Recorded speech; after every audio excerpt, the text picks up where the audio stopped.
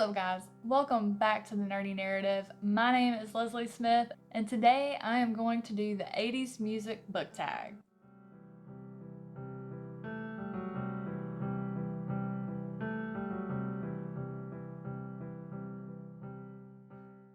So you know how it is. We're all stuck inside. What is there to do but to fall down the rabbit hole of watching BookTube? Am I right? So I was catching up on all the channels I'm subscribed to, and one of those is the Book Bubbler. And she recently posted up an original tag that she is the co-founder of, and it's called the 80s Music Book Tag. Just seeing the title of the video told me everything I needed to know, and I knew that I was going to be jumping in on this tag. I'm one of those fogies who still thinks 80s music was the best music ever, but I will put a card up here for her video. I'll also link it down below so you can go and watch hers as well. It's fantastic. So without further ado, let's get started. Alright, so prompt number 1, Cyndi Lauper's True Colors. Name a book that represents the true you. So when I read this prompt, the very first book that popped in my mind is one that I read recently called Abandoned by an independent author named Lisanne Harris. And I tried to clear my mind and think, well, is there another one that I read, maybe over the course of my life as well? But there really isn't. When I read this book, the first thing I did was email Ms. Harris, and I told her, I said, if I didn't know that you and I had never met, didn't know anything about each other, I would swear one of your main characters, Isabella, was written after me. That was me written as a character. I had so many things in common with her. I related to her on so many levels. Her curly hair, her personality, everything. I mean, she was klutzy. She was the things she was willing to do for something she wanted. I loved it, and I have not read another book that I can think of that character was me. So yeah, definitely 100%, no other choice out there. Abandoned by Lisanne Harris. Prompt number 2, REO Speedwagon's Keep On Loving You. What's your favorite book from the 1980s? So I can't really narrow it down to a book. I have to be honest and name a series, and the series was the Nancy Drew Case Files. And these were the little, I'm gonna try to find a picture to put up, but they're the little white paperbacks that started in 1986. These books were spin-offs from the original series, published by, I'm gonna attempt to say this right, published by Simon and Schuster. The spin-off put greater emphasis on adventure, romance, and malice. I have to credit my birth mother with introducing me to this series. She would bring me 3 or 4 or 5 whenever she would come visit, and I had quite the collection. But I want to say they put out a new book every month for like 11 years. There's like 120 something of these books. Sadly, I don't have them anymore. I really regret that they are gone. I'm not sure what exactly happened to them over the years. Prompt 3, Aretha Franklin and George Michael, I Knew You Were Waiting for Me. A book that was published in the 1980s that you still want to read. So I actually own the book for this prompt.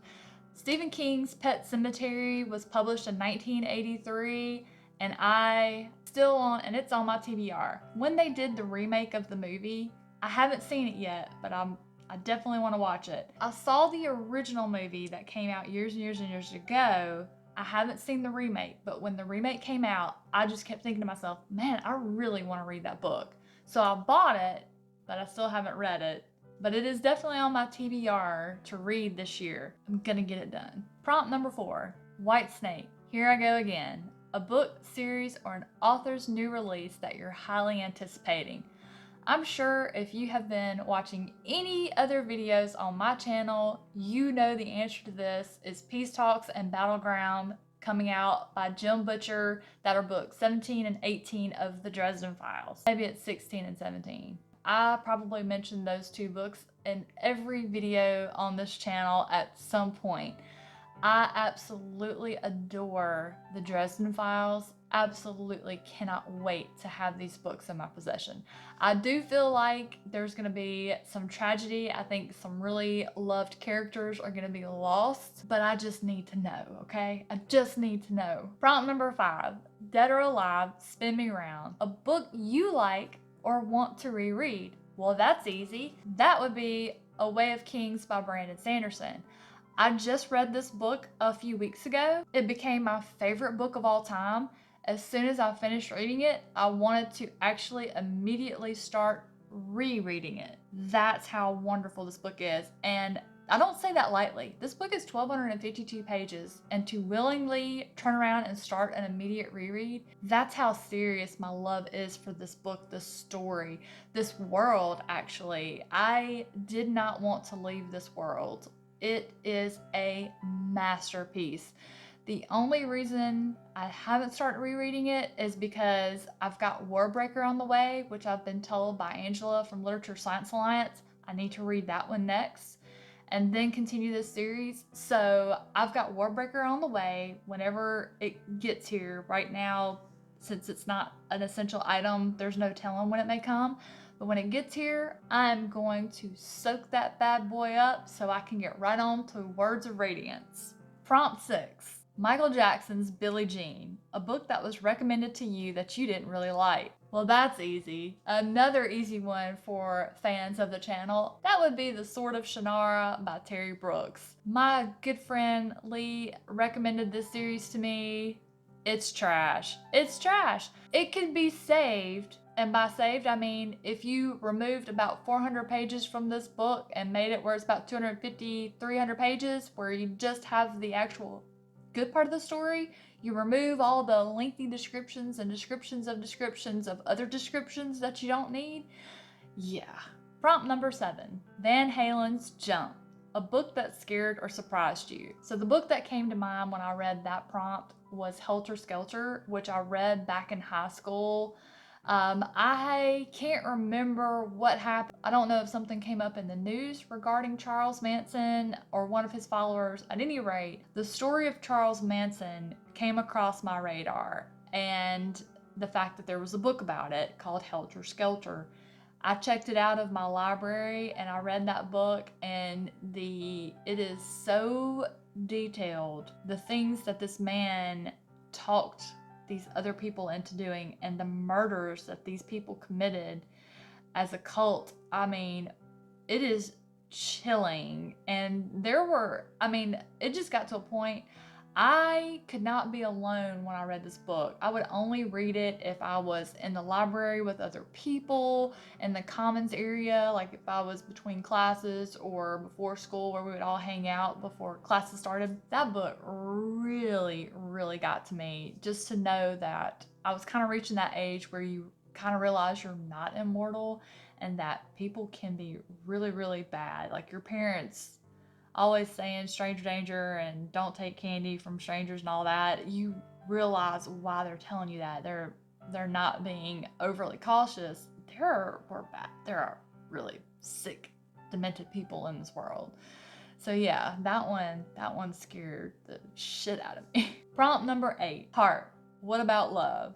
What do you love about BookTube? Wow, it would be easier to say what don't I love about BookTube, and nothing. I mean, I absolutely adore BookTube and everything about BookTube. The entire community has been wonderful. With the state that the world is in right now, I am so fortunate that I got into BookTube and joined this community before this struck, because I have made the most amazing friends through BookTube and on what they call Book Twitter. I have not hardly been touched by the effects of social distancing, because I can still communicate with people that I consider friends and important and having great positive conversations. I love the positivity of this community. The BookTube and Book Twitter and Bookstagram for me